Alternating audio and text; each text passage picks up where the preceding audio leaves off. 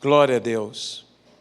Eu gostaria de trazer uma palavra nesta noite, que por vezes há alguns temas que parece-me que nós evitamos falar, porque são temas, de certa forma, polêmicos e que trazem em discussões muito mal-estar, justamente pela carga da polêmica que eles possuem. Mas, em primeiro lugar, é necessário que nós, como ministério, como igreja, tenhamos diante destas coisas uma postura, um entendimento, para que não venhamos a ser arrastados por ventos de doutrina, e muito menos por ensinos de engano, que possamos estar firmados na palavra, a fim de que possamos em tudo compreender e entender por meio da palavra de Deus, que é viva, santa e eficaz, e que deve ser o que nos serve como alicerce, como sustentação a todos nós.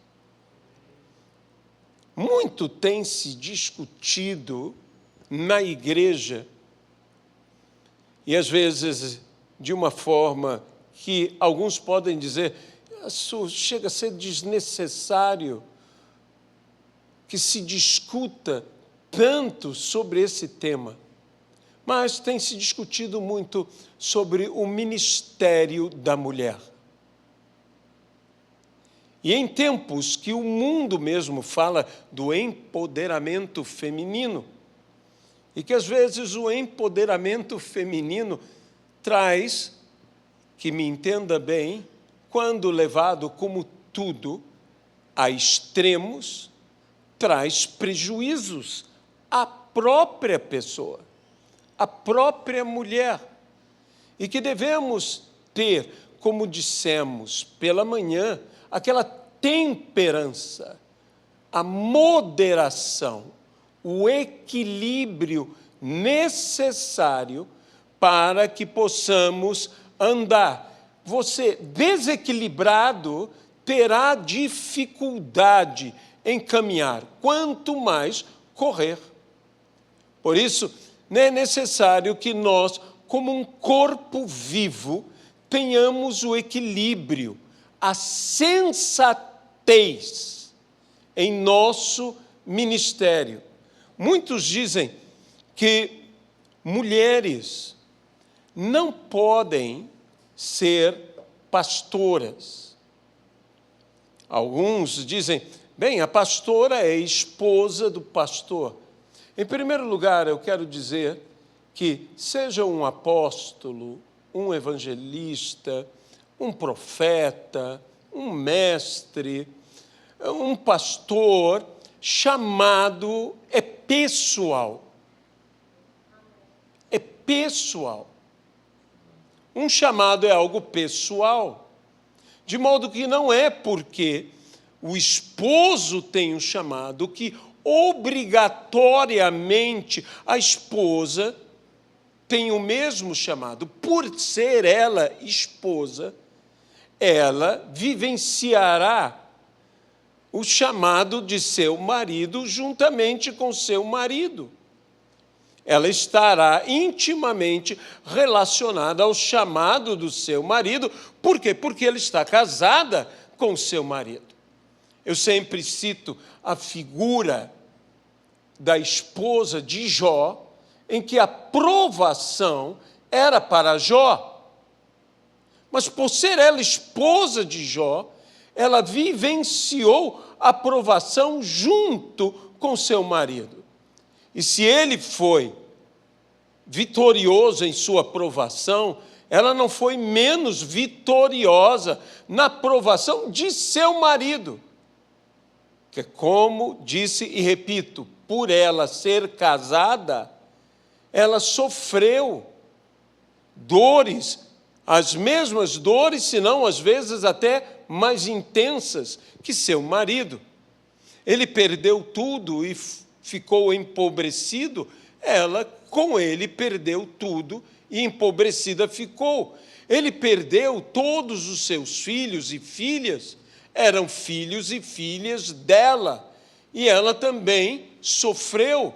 Ele ficou doente e enfermo, mas ela ficou ao lado dele.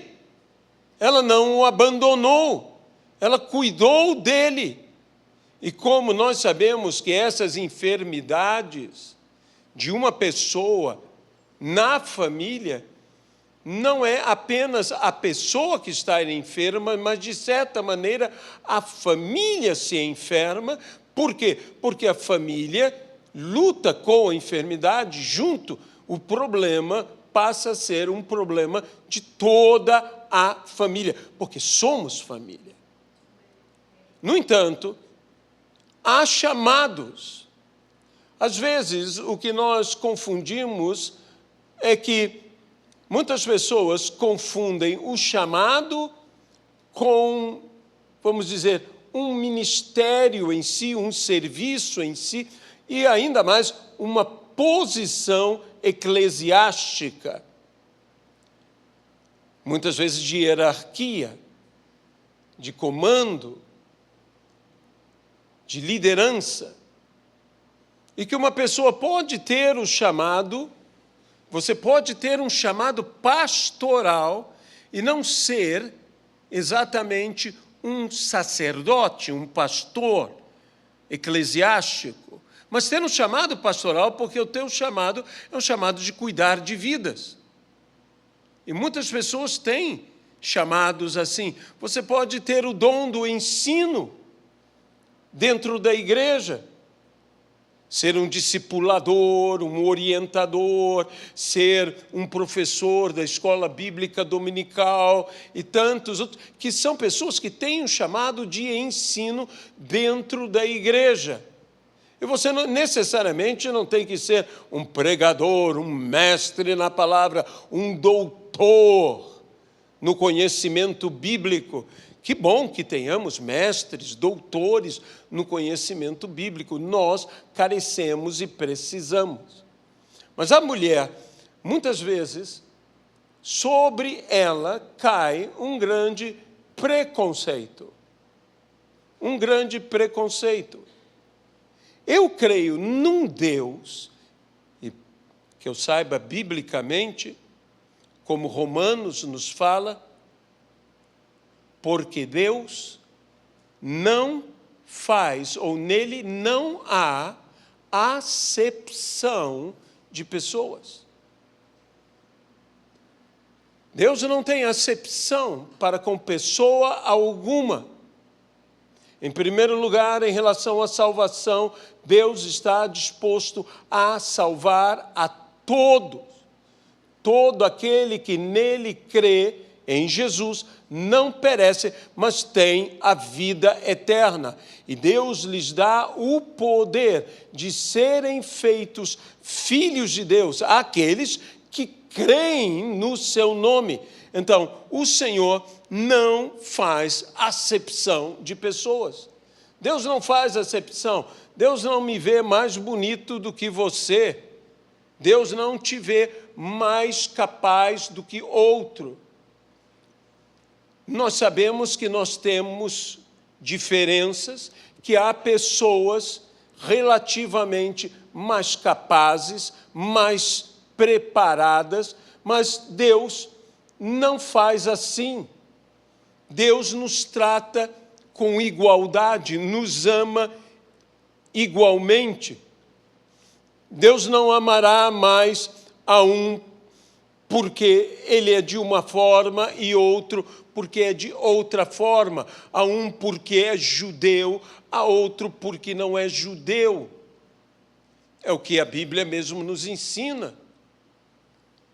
Que o Senhor não faz acepção de pessoas. Há um texto bíblico que nos fala algo interessantíssimo quando Paulo está falando aos Gálatas, e ele está se dirigindo aos Gálatas e falando: por que vocês são insensatos? O problema dos Gálatas, o erro dos Gálatas foi a insensatez. Diz: vocês corriam bem. Quem vos induziu a voltar atrás? Eles saíram do que seria a graça que Deus estendia a eles, à prática da lei, e foram, assim, afetados por aqueles que eram chamados os judaizantes. E então, como a lei divide, a lei separa, a lei é boa, a lei é para a nossa disciplina, a lei deve ser um princípio de vida, mas nós devemos ser sujeitos à lei, mas não legalistas. Amém? E então Paulo diz que não há, diz Paulo, judeu nem grego. Paulo continua: nem escravo, nem livre. E veja o que Paulo diz agora: nem homem, nem mulher, pois todos são um em Cristo Jesus. Aleluia! Todos somos um em Cristo Jesus. Não é por ser judeu que é melhor do que eu ou você, que somos gentios. Sim, eu sou gentio. Então eu estaria entre os gregos, entre os gentios. Não há primazia. Somos todos um só em Cristo. Um livre, outro escravo. Que diferença brutal entre uma pessoa livre e uma pessoa escrava. E disse: em Deus somos um só, tanto o livre quanto o escravo. Não há diferença. Não existe. Aos olhos de Deus, Deus não me vê como o mundo pode me ver. O mundo faz acepção. E em Deus não há homem nem mulher. Somos totalmente iguais? Não. Somos diferentes. Mas em Cristo somos um. Em Cristo somos um. Eu não tenho que me sentir superior a mulher alguma. Nem mulher alguma tem que se sentir inferior a qualquer homem. Isso não é uma questão de empoderar-se, isso é uma questão de crer que em Cristo somos um. Mas Paulo disse certas palavras que alguns acusam Paulo de machista até. E que são palavras que estão nas Escrituras e, por causa disso, são bíblicas. Paulo disse: não permito que a mulher fale. A mulher fique calada. E se tem alguma dúvida, pergunte ao seu marido. Essa palavra fique calada pode ser traduzida fique calada. Mas também pode ser traduzida fique tranquila, não se aflija, não traga inquietude, não fique inquieta, não faça um escândalo, ou outras maneiras de se expressar, que haja paz, que haja quietude, que haja tranquilidade em seu coração.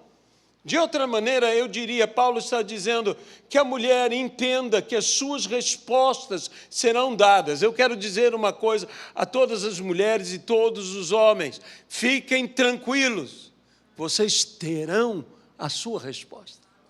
Que coisa linda quando entendemos assim. Não fica tão rude, fica mais elegante. E eu creio que, se Paulo não era, eu creio que era, mas eu creio que Deus sempre o é elegante, até mesmo quando é enfático. E que por vezes há de se ser enfático. Por vezes a palavra não é lançada como uma semente em nossas vidas. Ela é cravada como uma espada em nós. E uma espada, quando se manifesta, quando penetra com violência.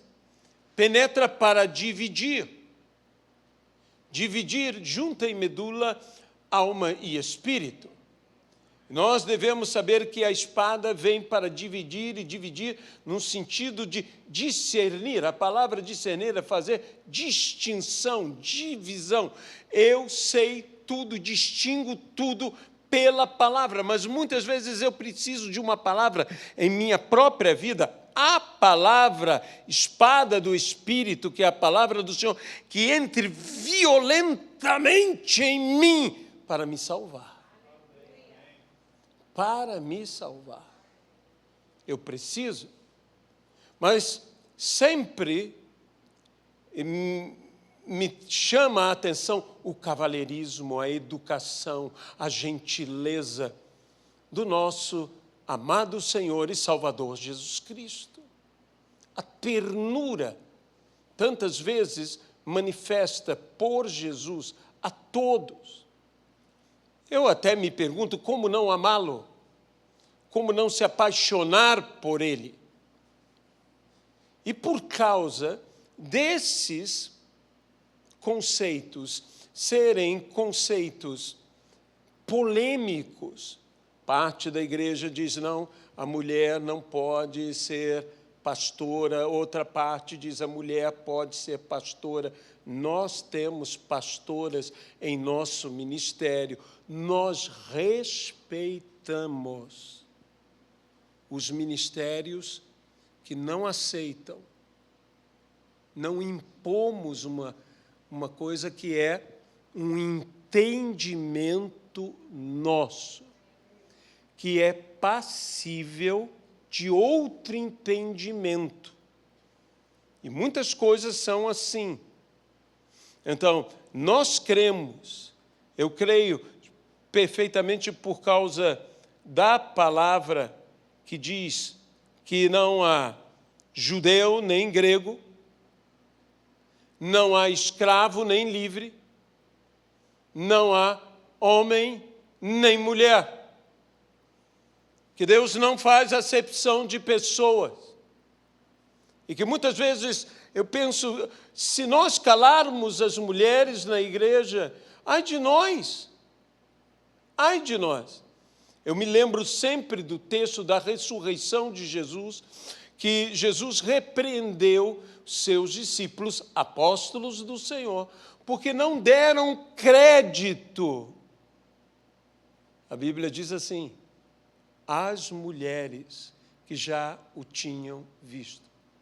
Foram as mulheres que foram ao túmulo, as primeiras a ouvirem a palavra, vão e digam, anunciem. Ele ressuscitou e avisem aos seus discípulos que ele está indo para encontrá-los. Aonde ele disse que estaria indo? Elas foram aos apóstolos, elas falaram, mas eles não lhes deram crédito. E Jesus, uma das primeiras coisas que fala com esta gente, os repreende, porque eles não deram crédito às mulheres. Ah, como nós perderíamos de não ouvir, da mulher estar calada.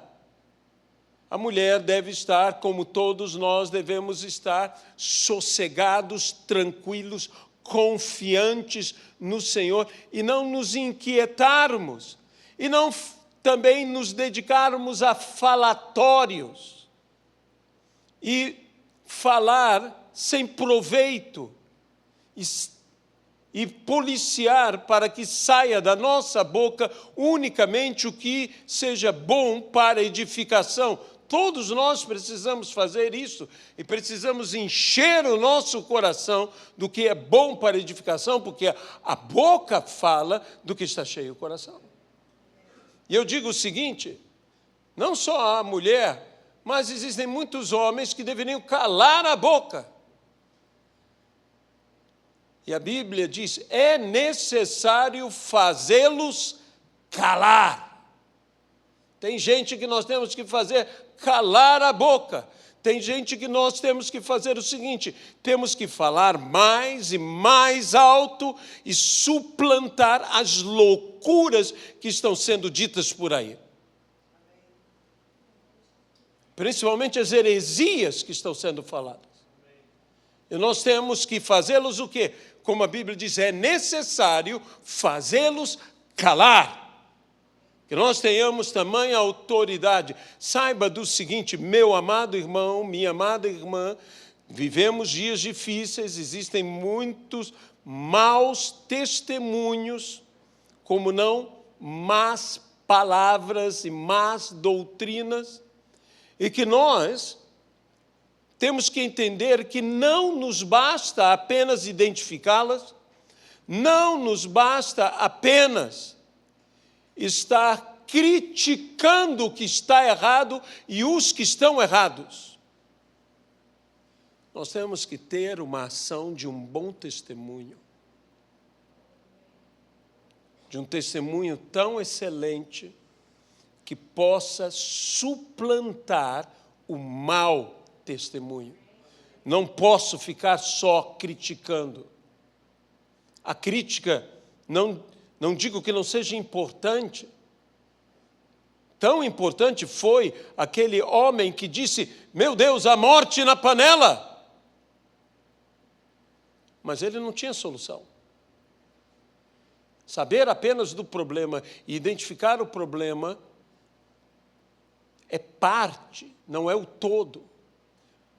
Mas o profeta, que talvez nem soubesse do problema, ou não estava consciente do problema, tendo consciência do problema, trouxe solução, porque quem tem revelação tem solução.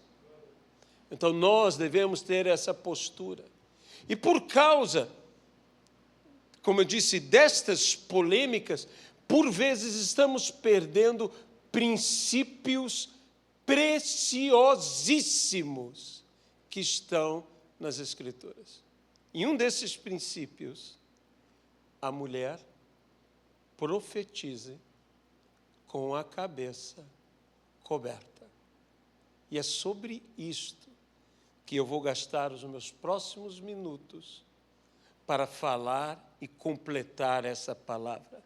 Venha comigo à primeira epístola do apóstolo Paulo aos Coríntios, no capítulo de número 11.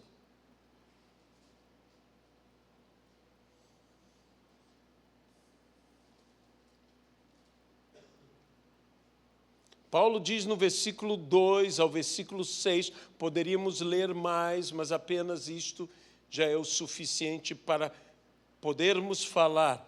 Eu os elogio porque em tudo vocês se lembram de mim e retêm, veja, as tradições, assim como eu as transmiti a vocês.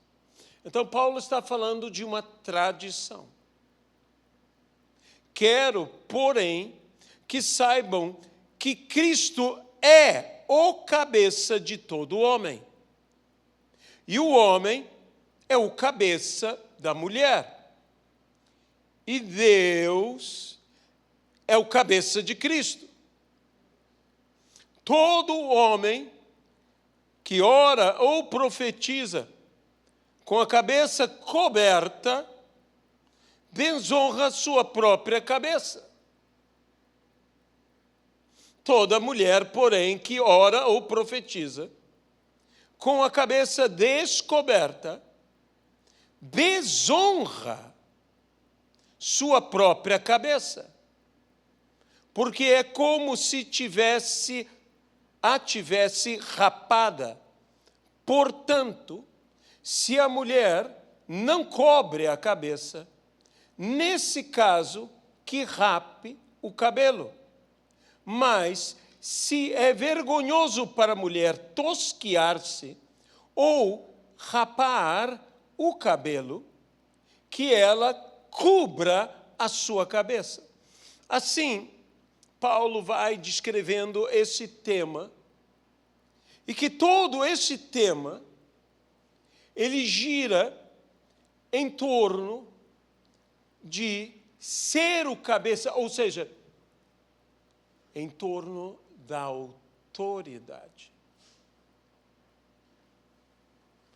O que Paulo está falando aqui, nós temos que entender que estas coisas, que embora fossem tradições, na realidade, elas revelam princípios. Princípios importantes. E que, acima de tudo, está aquele que é o cabeça da igreja, que é Cristo Jesus.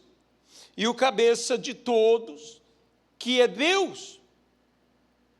Cristo, a cabeça do corpo de Cristo, em que somos um só em Cristo, e Cristo é a cabeça deste corpo, que bem ajustado e consolidado pelo auxílio de cada junta, efetua o seu próprio crescimento em amor.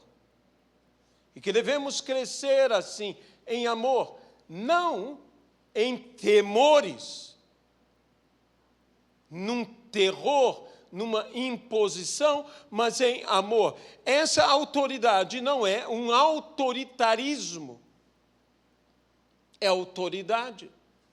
Em que Paulo chega a falar, a mulher cubra sua cabeça por causa dos anjos.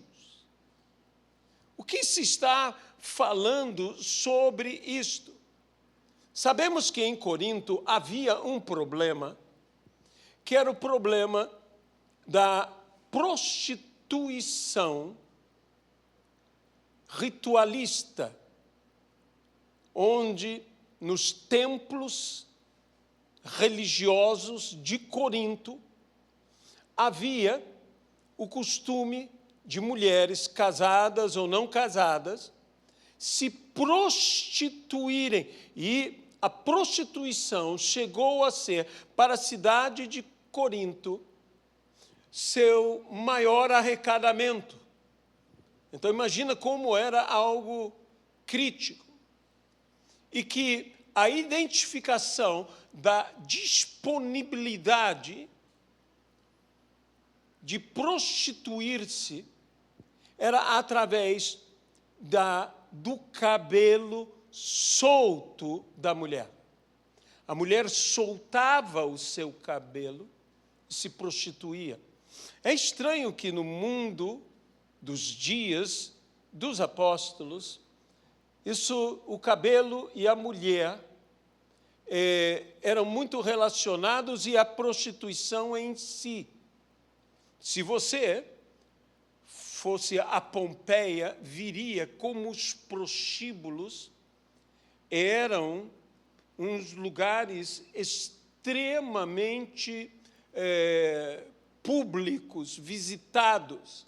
A mulher prostituta era muitas vezes forçada a identificar-se.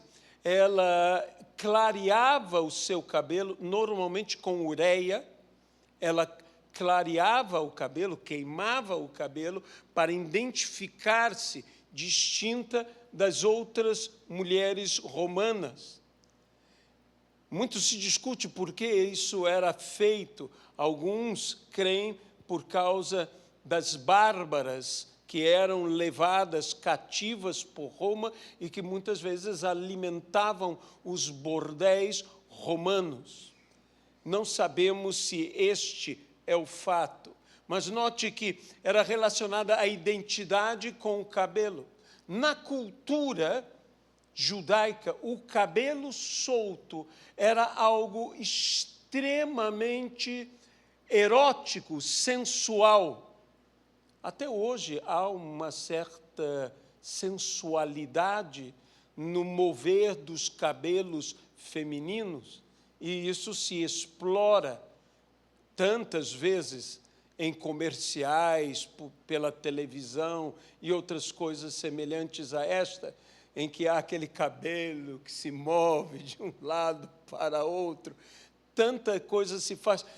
O próprio Talmud diz, ao prender uma prostituta, você não permitirá que ela faça duas coisas para que ela não enrede os homens ao redor, que ela não mostre os seus seios e que ela não solte os seus cabelos. Para você ter uma ideia, como cabelos, até hoje, nos judeus ortodoxos, a mulher usa ou cobre o seu cabelo com um véu, com alguma coisa, ou coloca uma peruca. Várias mulheres você verá em Israel, em Jerusalém, de famílias mais ortodoxas, e que elas terão o seu cabelo coberto por uma peruca. São, como Paulo diz, eram tradições, mas que guardam aqui, por estarem na Bíblia, um princípio. E o princípio é de autoridade. Toda essa questão de cobertura é uma questão, em primeiro lugar, por exemplo, existe o talet, o manto, e que a mulher tinha o véu, o homem tinha o manto, a mulher tinha o véu. Esse manto, ou este véu, que depois, com a perseguição contra os judeus, houve a proibição deles usarem o talet, porque o talet era um manto que ia até quase aos pés, e ele podia guardar armas ali. E por causa disso, o Império Romano proibiu os judeus de usarem. O que os judeus fizeram? Cortaram um pedaço do talet e colocaram em cima da sua cabeça, de onde surge o kippá.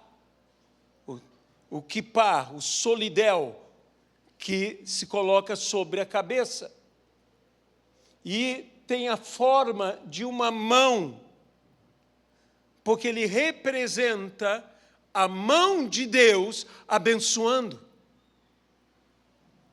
De modo que, quando nós falamos de estarmos cobertos, é alguma bênção. O talet, a bênção, sobre a cobertura de Deus. Deus, quando é o nosso cabeça, Ele é a nossa cobertura, Ele nos envolve, é a autoridade dEle, a autoridade de Cristo. Mas por quê? E que homens e mulheres aprendam o que significa cobrir-se. É reconhecer que só há uma cabeça sobre mim, não a minha, aquele que tem autoridade sobre mim. Qual o grande problema de Satanás? Satanás se rebelou, tornou-se Lúcifer, se rebelou, tornou-se Satanás, Satã, o diabo, o adversário. Por quê? Porque Lúcifer não aceitou mais a cabeça sobre ele. Não aceitou mais Deus sobre ele. Lembre-se que a igreja é a noiva.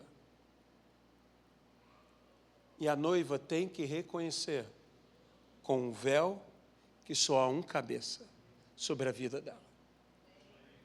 A Bíblia diz, grande é esse mistério, mas não me refiro ao homem e à mulher, e sim a Cristo e a igreja, porque aquele que se une a Cristo é um só Espírito com Ele, mas o cabeça é Cristo.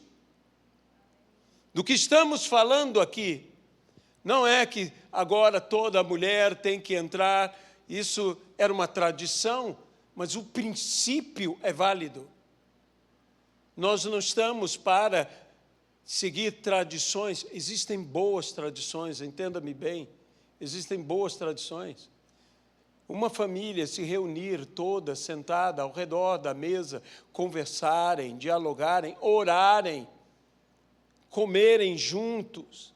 Isso é uma tradição, é um costume, mas é uma boa tradição e deve ser usada por nós.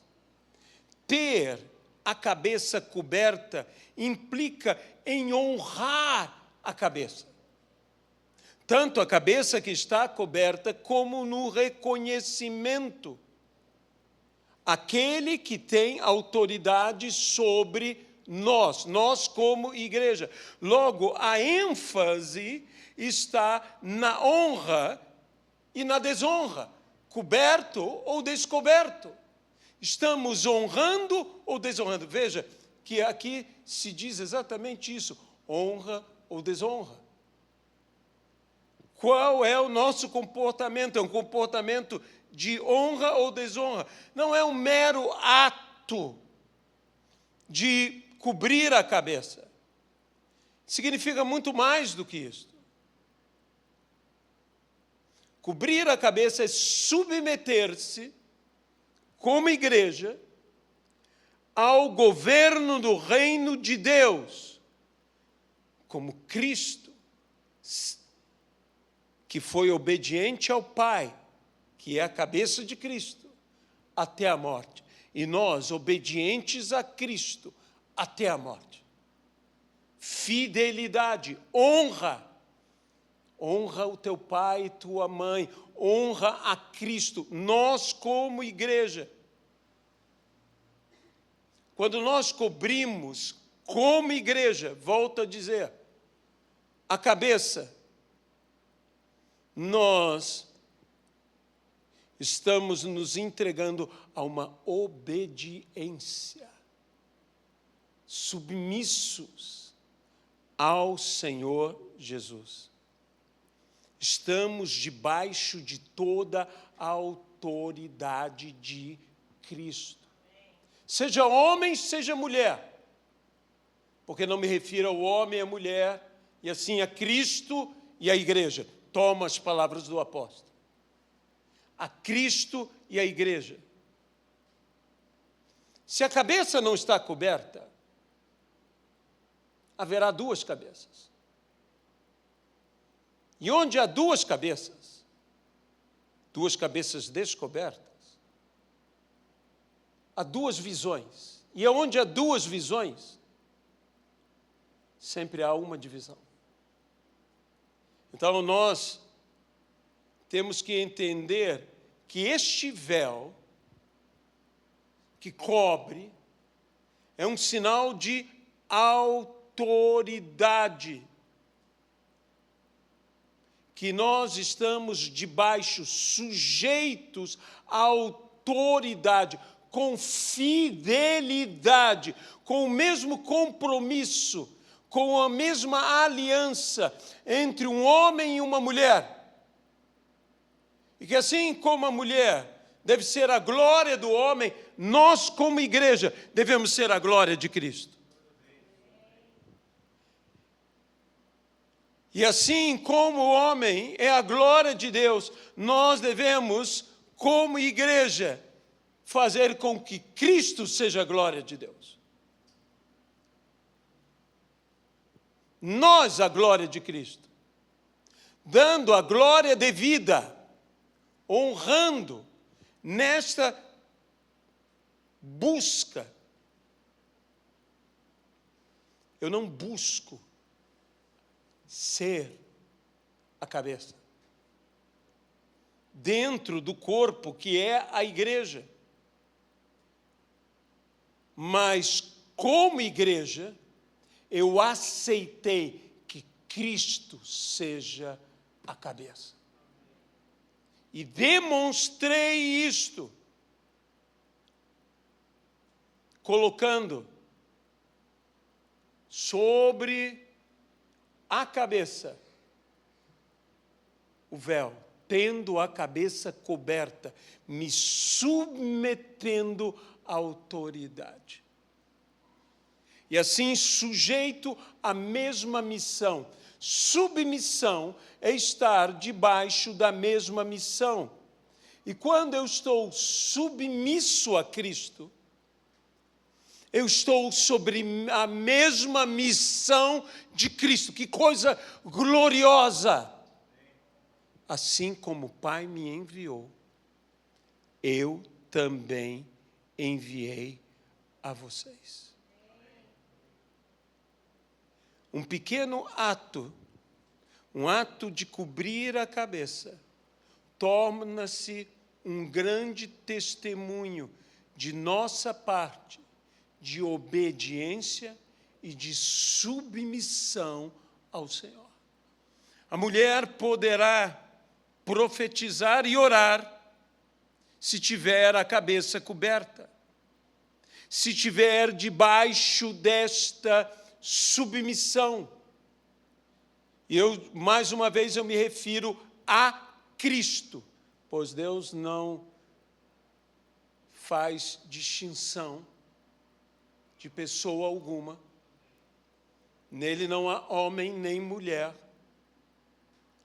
Que nós devemos entender que Paulo está tratando ali de um assunto local muito delicado e que nós não devemos generalizar particularidades para não cair em extremos.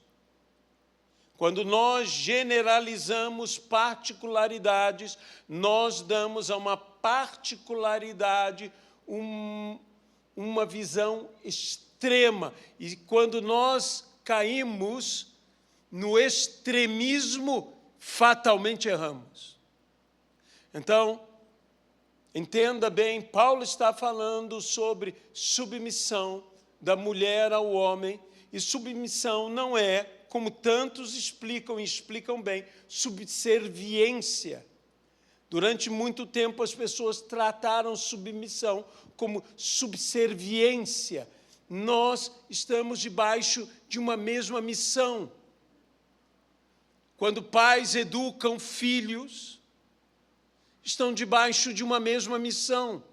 Quando um casal trabalha para adquirir coisas, bens, eles estão debaixo de uma mesma missão. Eles estão comprometidos um com o outro, eles têm uma mesma visão, um mesmo objetivo, uma mesma missão. Há um livro muito interessante que é Casais Inteligentes Enriquecem Juntos. É um livro secular, não quer dizer que tudo nele esteja certo, mas eu gostei do título. Eu disse, isso é uma verdade. Enriquece juntos, só que esqueceu de dizer que empobrecem juntos também. Basta um fazer alguma bagunça que a coisa fica difícil. De modo que nós estamos assim comprometidos uns com os outros. Mas a grande ênfase aqui é Cristo. E nós devemos ter um grande princípio de sermos obedientes e submissos. Tua missão, Jesus, agora é minha missão. Jesus foi enviado aos enfermos, eu fui enviado aos enfermos da terra. Jesus é enviado a salvar as pessoas, eu fui enviado a levar a palavra de salvação. Jesus foi enviado a ensinar, eu fui enviado a ensinar tudo o que Cristo nos ensinou. Nós estamos aqui para dar seguimento à missão, continuidade à missão de Cristo pelo poder do Espírito Santo. Eu estou dizendo, eu reconheço que tu és o noivo, que tu és a autoridade, que eu como igreja, como Sara, chamo Abraão de Senhor, como igreja, chamo Cristo de Senhor. E isso vai além de homem e mulher. A mulher pode pregar na igreja, volto a dizer, eu respeito opiniões distintas da minha, mas para mim, sim. Eu não quero perder uma Edmeia Williams e o que ela tem para falar e o que Deus tem usado ela. Eu não quero perder uma Valnice Milhomens e o que ela tem pregado. Eu não quero perder nenhuma das grandes pregadoras da história da igreja e da atualidade na igreja, e poderia citar outras, e mais outras. As pastoras de nossa igreja, elas estão aqui para transmitir a palavra, mas elas têm um véu sobre a sua cabeça, não um véu sobre os seus olhos, aleluia, mas um véu sobre as suas cabeças. Nós não temos que estar com os olhos vendados, mas sim com a cabeça coberta. Elas reconhecem que há uma autoridade, e somente por causa dessa autoridade é que elas podem falar, e a autoridade é Cristo. A autoridade é Jesus. E como Abraão mesmo disse a Sara, quando Sara disse que resolvesse o problema, porque Agar a afligia, disse, nas tuas mãos está. Abraão lhe deu a autoridade. E ela agora podia fazer o que ela podia fazer. Por quê? Porque Abraão lhe deu a autoridade. E quando Deus te dá autoridade, você tem autoridade para fazer o que Deus disse que você pode fazer. Então, nós respeitamos a opinião de outros, que dizem, que falam, e que têm seus argumentos, mas eu quero dizer, há um princípio que nós não podemos perder, de sermos uma igreja, e como igreja, de reconhecer que só há um cabeça, e que é Cristo. É por isso, como noiva, termos o véu. O nosso rosto está desvendado, os nossos olhos estão desvelados, mas a nossa cabeça está coberta. No nome de Jesus Cristo. Amém, Pai. Senhor, nós entregamos esta palavra. Eu te peço, Senhor, que o Senhor tenha misericórdia. Sei que esses assuntos são polêmicos e tentamos, ó Senhor, ser o mais equilibrado possíveis. Mas eu te peço, ó Senhor, queremos aqui, como igreja, dizer, Tu és o único cabeça sobre a nossa vida. Não há outro. Nós não vamos disputar contigo. Não. Nós estamos obedientes e submissos à Tua vontade. No nome de Jesus Cristo. Amém. Queremos